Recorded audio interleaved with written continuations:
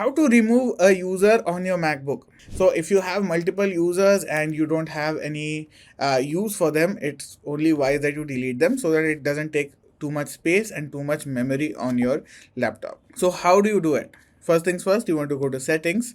To go to settings, you can go through the dock to the apps, or you can also go to the Apple logo and then select system settings. In system settings, by default, you will come in general, but on the left side, you want to scroll down till you see users and groups.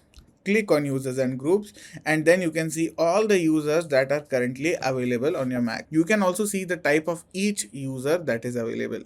So the admin is the only admin account that is available. All the other users are standard. So for example, I want to delete this mymactalks test user.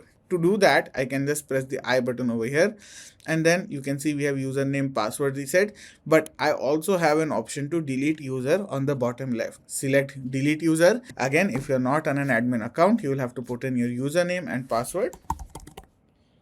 And once you've done that, hit unlock. Here you can see we have multiple options. First is save the home folder in a disk image. So all the data that you've created on that user is still safe. You can use it later. You don't want to change the home folder. That is one option. And you can also delete the home folder. In my case, I'm just going to select delete home folder so that I don't have too much of a clutter on my storage. So I'm just going to delete user now. And then you can see the user has disappeared. So that is how you delete a user on your Mac. Hopefully this video has been helpful. If it has been, do make sure to like, share and subscribe.